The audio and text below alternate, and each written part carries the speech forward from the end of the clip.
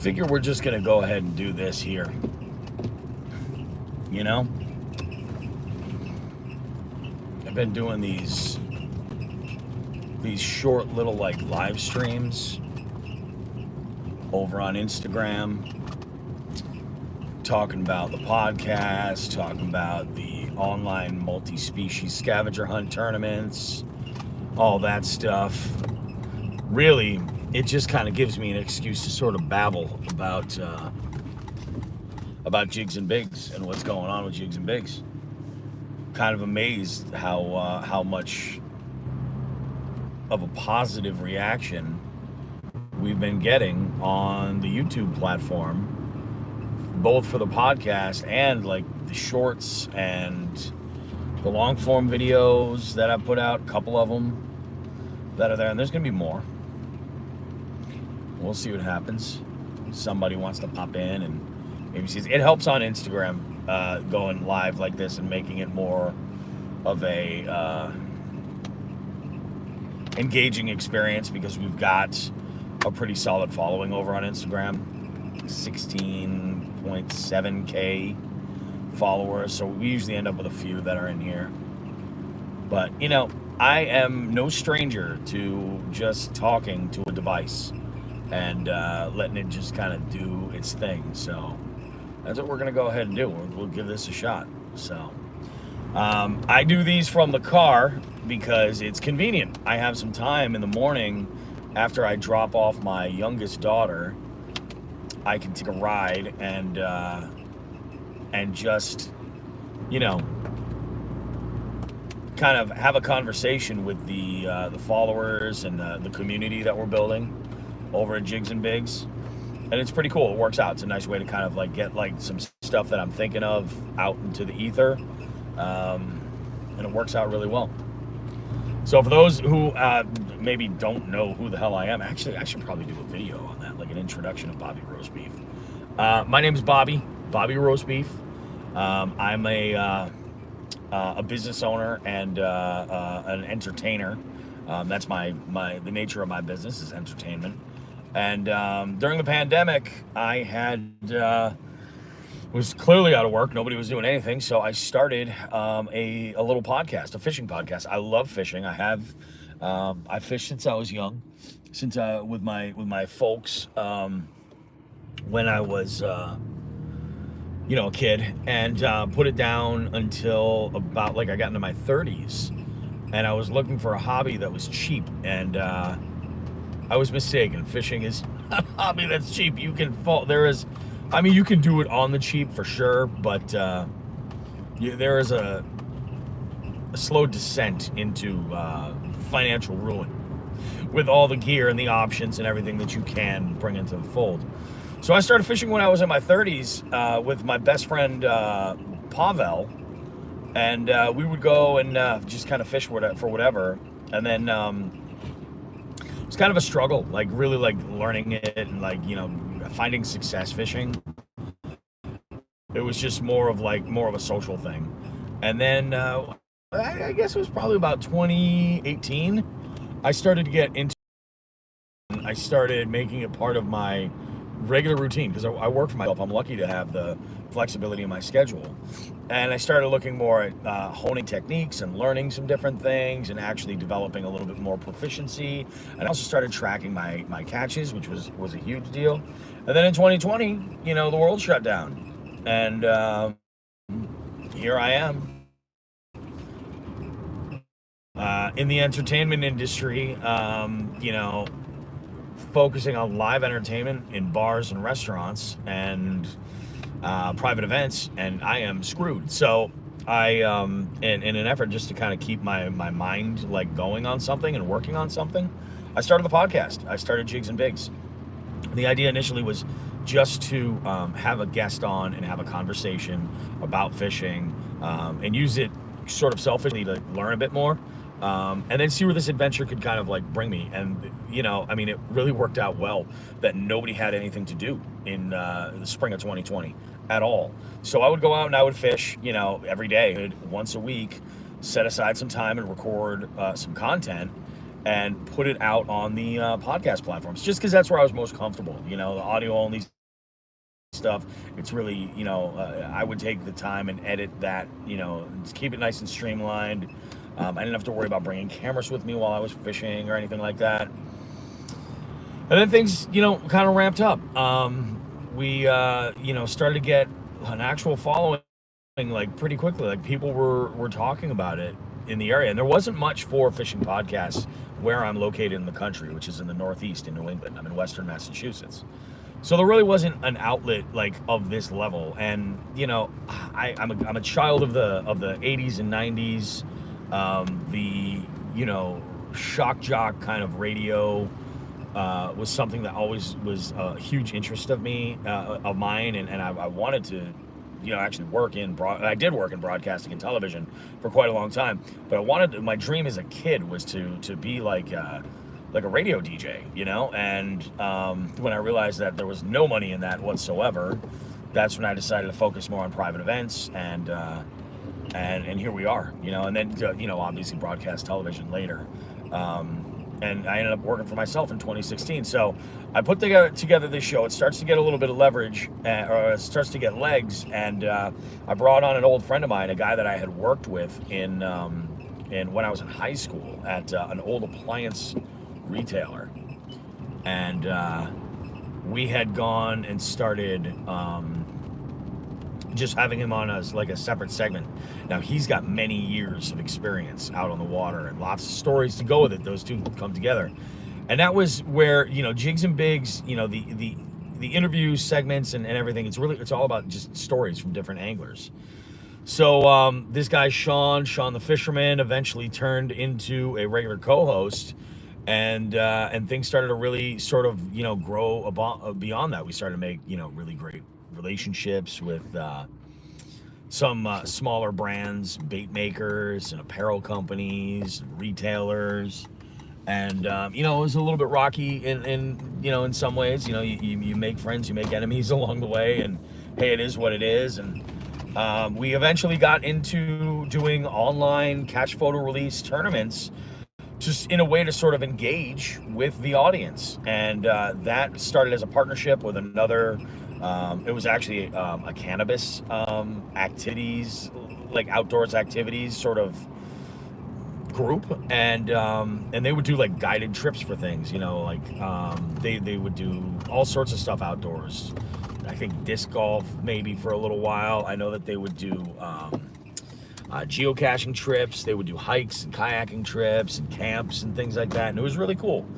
And they wanted to do an online fishing derby, and we decided to go for it. So we started it, and Sean, having some more experience in all of this, actually had honed the way it was working, and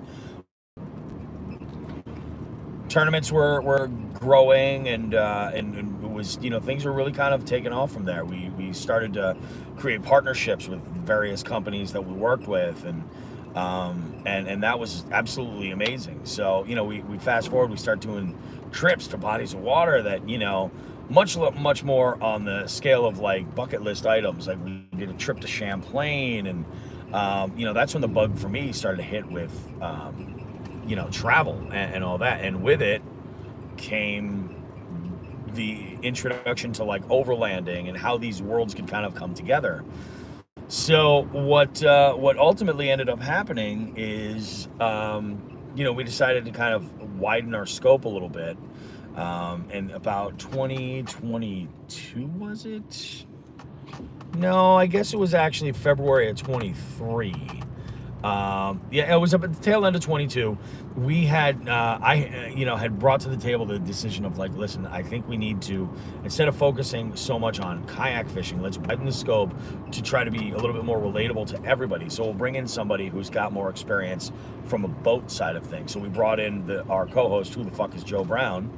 And Joe, it actually worked out great, had another layer of experience that would prove to be really awesome, and that was the fact that Joe had industry experience from the end of a retailer. Joe had been an owner of a local tackle shop that actually was a partner of ours, Old Glory Outdoors, which was located in Central Mass, and really sort of became like a really like not just a great shop, like for getting fantastic gear, but a real like spot for community. Like you could go in there any time of day and there would be folks hanging out, talking fishing, talking about planning trips, talking about gear, sharing tips and things. And it was a good like community. It was really, honestly, sort of the thing that I always was looking for in a tackle shop that I don't really see anything anymore.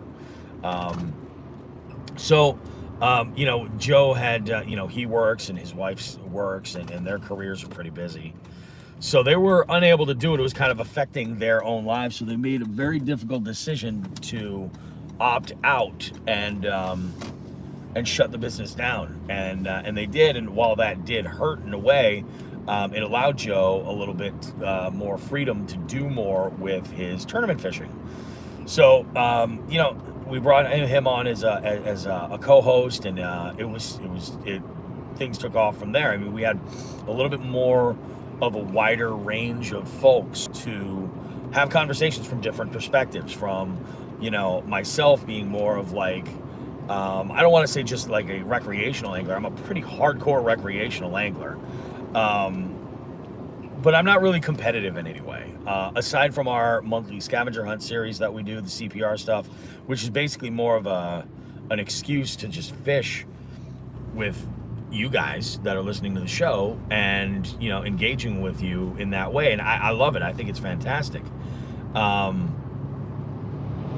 had put some, you know, work into it, but so we had that element, but we also had, you know, Sean's years of experience on the water and his ability to lean back on his experience as a kayak angler. And then he's also fished in a lot of different pockets of the country. He's fished in the Midwest. He's fished down south before. So it was really, really nice to have that perspective. And then you had Joe, who was bringing the big boat element to the table. He was bringing, you know, the big boat competitive element to the table as well.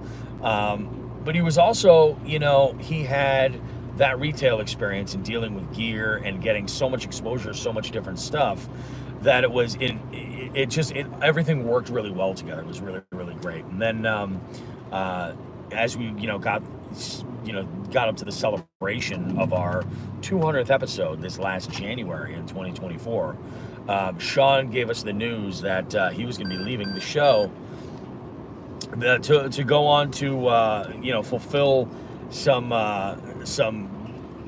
I guess like career bucket list items that he was going to go and work on some stuff on his own, you know, as far as his career and his education.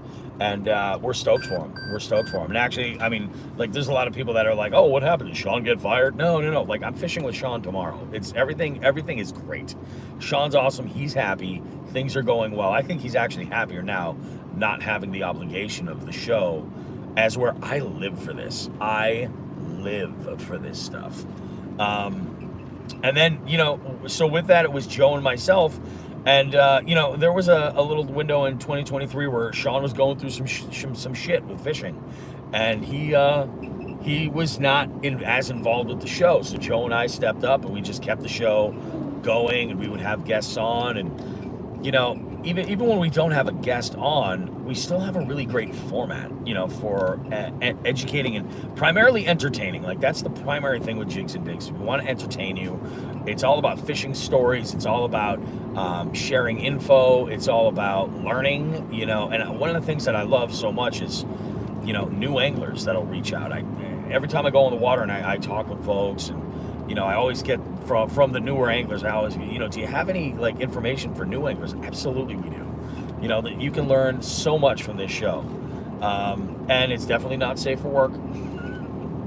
That's for sure. Even our YouTube content really isn't. I realized in that last video that I had released, where I had gone out with Ryan the Butcher Bogley, I dropped a lot of F-bombs in there, and I'm okay with it. This isn't for everybody, you know what I mean? And I got to be organically me, and I curse like a sailor at times, and I'm okay with it. I'm 100% okay with it. So, yeah, here we are. I mean, you know, we've got the show happening. Lately, we've been having a lot of guest co-hosts join us, just again to get a little bit more of a diversified point of view and perspective. And then, you know, we're all about guests. Like I just booked, I have actually a couple of anglers that are going to be on 2 different sessions. One of them we're going to be talking about snakehead, and we're going to be talking about beers and wings, and I'm all about all of those things. And then another one we're going to be talking about one of our partners with the show is Dark Horse Tackle. Dark Horse Tackle is I would say they're an online boutique tackle shop that deals exclusively in craft tackle and custom domestically oriented tackle, stuff that you're not going to find in the big box stores or anything like that. They do have a subscription service, so if you want to, you know, have a monthly box delivered with a little smorgasbord of their products that you can check out, they have that as a service. You can build a box if you want to try it, but you can also go and buy individual baits, which is pretty slick. And this last February, we had the amazing opportunity. They invited us to be a part of their booth over at the Columbus Fishing Expo, which was insane. And it was the first time we had done anything like this, and we want to do it again. It was so good. We had such a great time. But we met a lot of the pro staff while we're there. We've got one of their pro staff members, Nick DeShane. He's going to be on the show, and Nick and I hit it off like that. Nick is a guy who enjoys the finer things in life. Like your one Mr. Bobby Roast Beef. He enjoys the finer things in life. So we're going to have Nick on, and I'm recording those interviews back to back, one on a Friday, one on a Saturday, one on a Sunday, later this month. So you'll be able to hear those on an upcoming episode. If you're on YouTube, we did add the RSS feed to YouTube. So all of our podcasts actually show up as a video on our channel. And some of these are pretty long too. So like if you're looking for fishy content and you are in a situation where you're like, you just want to have it playing on in the background, throw one of our episodes on, you know? I think I might actually try to create just a long playlist of those episodes, specifically the ones that have guests, like the longer ones. So if you wanted to just throw it on and have it going nonstop, cool, you can do that. But we're also on every single podcast platform that's pretty much available to you. Apple Podcasts is our primary spot where folks listen to us, but Spotify is right there as well. You know, Google Podcasts we're on Amazon, we're on iHeartMedia, we're on, I mean, like all the smaller ones, Pocket Casts, all that stuff. And, you know, it's what we're all about. We just want to put our show out there so people can, you know, enjoy it. And ideally, like, yes, this for me, I don't know if you guys can tell, but I'm not exactly a young buck anymore. You know, I'm in my mid 40s, climbing to my upper 40s. I've got 2 daughters. I'm married happily, and you know, I would like to be able to retire from my business at some point and continue doing what I'm doing. And in the last couple of years specifically have really opened up so that I've been traveling. You know, I recently had done a trip in 23 with my buddy Pavel. We went to Chickamauga. It was a great fishing trip. Alex Rudd had recommended to me that I reach out to his buddy Caleb Bell. And Caleb, if you're looking for a guide on Chick, I highly recommend it. We stayed at this awesome tackle shop that had lodging right attached to it called Talk and Tackle. Be prepared to drop some coin if you're going to Talk and Tackle, because that shop, everything that I said about Old Glory Outdoors, about being community and like all that stuff, is exactly the same. But that shop has such a selection of insane stuff. JDM stuff. Oh my God, it was almost bad for me.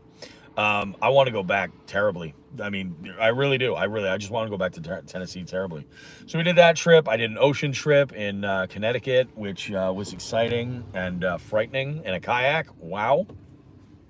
We did, you know, Champlain. I did Moosehead Lake up in Maine with Delirious Angler. He's on YouTube here as well. I mean, it was awesome. I've gone out and truck camped a bunch with a good friend and a homie to the show, Fishing with Becca.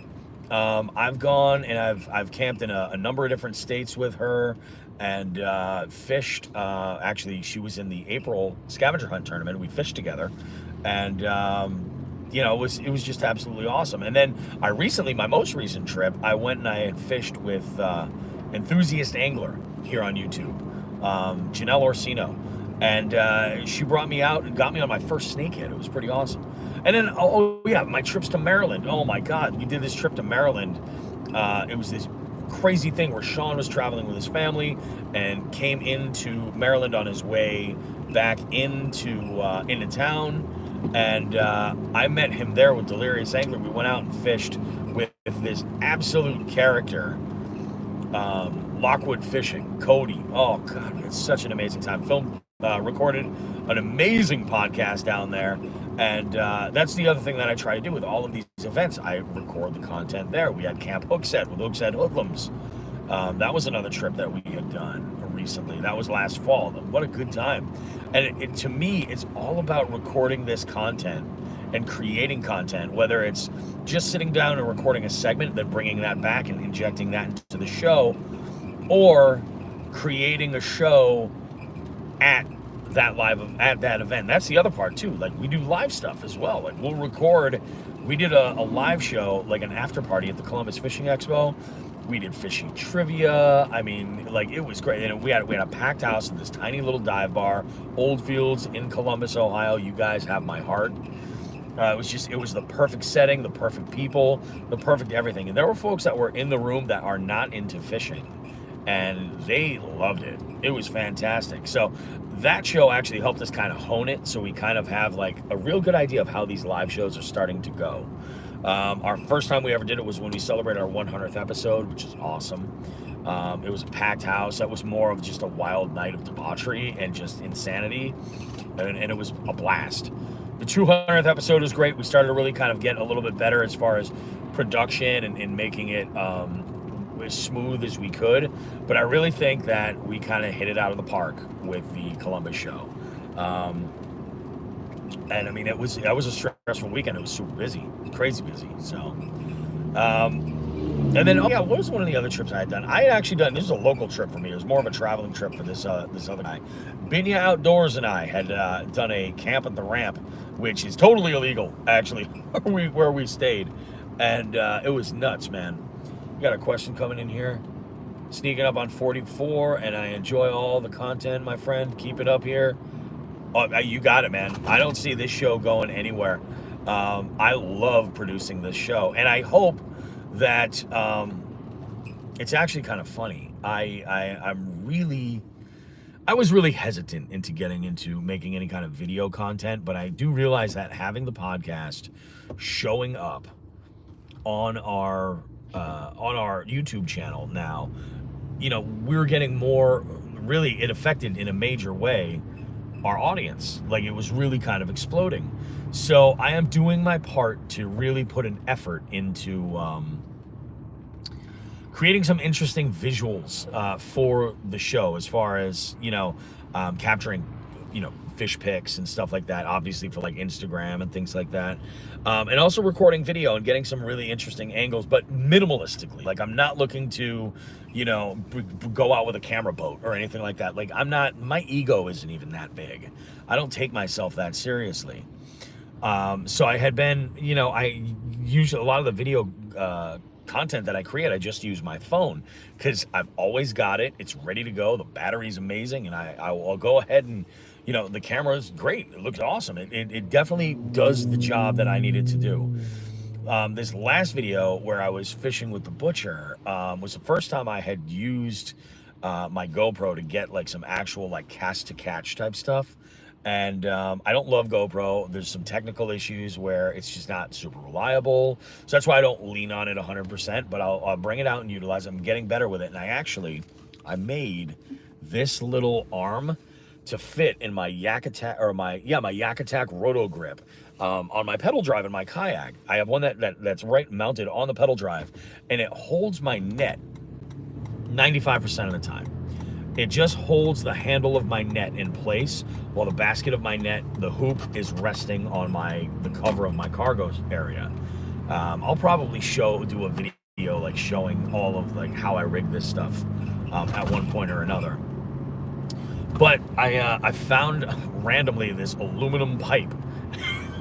And I said, I have a mount that I can put that on. So I can take this and put this section right in that roto grip and hold it in place so I can get that camera facing me, so I can pick up the fish and then hold it and snap photos, get some of that perspective of the video. If I want to talk about a bait that I'm using or something, now I've got both hands to be able to show a presentation. It's just, it makes things really, really cool. And I this is not an idea that like I created at all. It was a past guest on the show, actually, Dustin Nichols, who is a Texas angler. He fishes a lot of saltwater, fishes a lot of redfish, and he's an absolute hammer. And I got the opportunity to fish with him when he did that trip to Connecticut. He was in town competing in this tournament that was going on called the Trifecta. And, you know, we had just gone to go and fish and have fun and everything, and bumped into him. And then the following day, we actually recorded a live show over at Three Bells Outfitters, which is one of our partners. And they had us record a live show there, and Dustin was there. We got to talking. That's when we scheduled some time. And he initially had caught my eye on Instagram because he had these amazing photos holding fish and like getting that like right in their face, right in the camera. And I talked to him about it, and he was like, yeah, he's like, that's the thing a lot of people forget about GoPros. They take fantastic wide photos. So you can put it in this spot and just go ham with it and get great pictures that are a unique perspective. And I was like, God, that's just genius. And I hadn't really had like much of a use for it necessarily, and until now. And here we are. I'm like, this is perfect, you know? So I'm going to utilize that. We'll see what happens. I got a trip coming up tomorrow. I'm heading out toward the eastern part of Massachusetts to do a little bit of fishing, like I said, with Sean the Fisherman. And we're just gonna send it, man. We're gonna send it. We're gonna see what we can do. I'm in the May scavenger hunt for this month, and I came in hot with like 5 species checked off on the first day. Went out later that week, checked off number 6, and I've got that was a northern pike. And then I checked off number 7, which was a largemouth, this last Monday.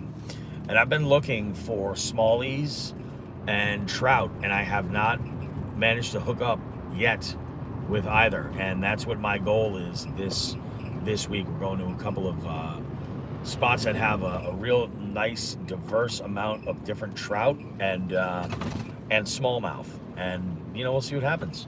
So, yeah, I love to fish, guys. I absolutely live for it.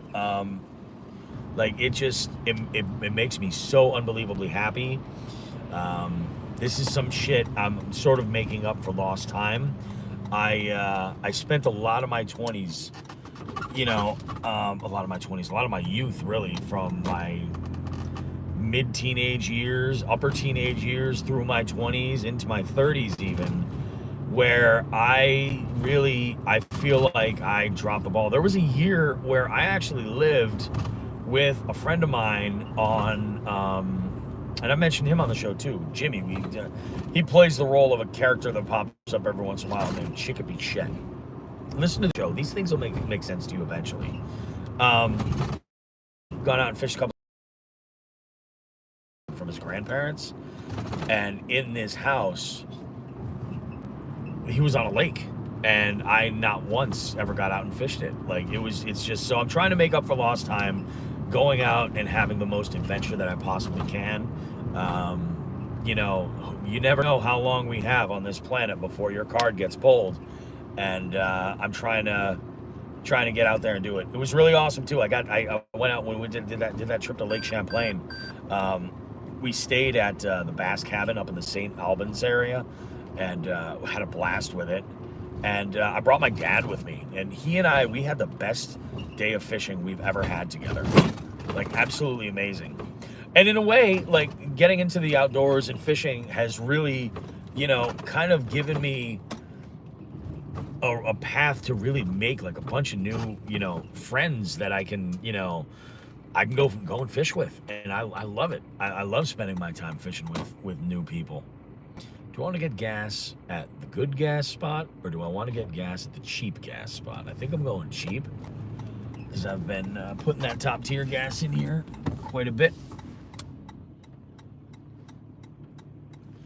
Yeah, so get used to this. I mean, if you guys are down with hearing me babble periodically, I think I'm gonna move these lives over here from Instagram over to YouTube, and just do things over here this way. I think it's a good fit for everybody, and it could be a good time.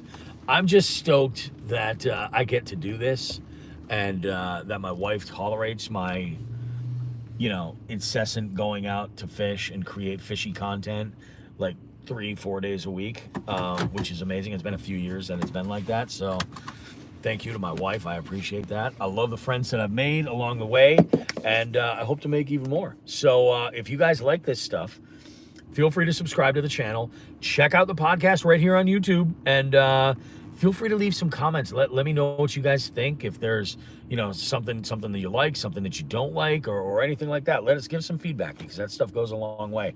As always, if you are listening on Apple Podcasts or Spotify, give us a rating and a review over there. That would be fantastic. You know what? I'm gonna have some links that I'll be posting in all of our videos that will be appearing there with some of our partners, so you can go support them. Omnia Fishing is one of our partners, great retail partner that we've got with an amazing selection of baits online, all kinds of, I say baits, but like much more than that, rods, reels, the whole nine. And first-time customers, we do have a promo code for you. We've got Dark Horse Tackle, same thing over there. Dark Horse is absolutely amazing. We love Dark Horse. They have been probably one of the most active partners that we've been involved with. We've got A-Bay Lure Lab, custom painter out in the St. Lawrence River area, upstate New York. Amazing products, fantastic stuff that we absolutely love. Hookset Hoodlums, amazing apparel, and just a great, really family-oriented company, and just a brotherhood. Like, we think that Hookset Hoodlums are absolutely fabulous. The list goes on. We're Reaction Tackle. Well, Reaction Tackle is a favorite of mine, because they're a soup slept on company that makes fantastic braid, actually fantastic fishing line in general, but it's a high value company. So if you're looking for tungsten, stuff like that, they've got you covered. Love Reaction Tackle. Guys, I gotta get some gas. I got a blinking light on here. It's a mess. Thank you so much for hanging out, and we will see you guys next time, all right? Have you thrown that A-Bay square bill from Dark Horse? It's freaking huge. Not yet. And I'm thinking that this weekend might be the weekend. I'm just saying. Conditions are sounding right, so we'll see how it goes. But yeah, it is a mega. What is it, a 2.5? It's huge. Awesome. Todd, get at him. We'll see you guys. Have a good one.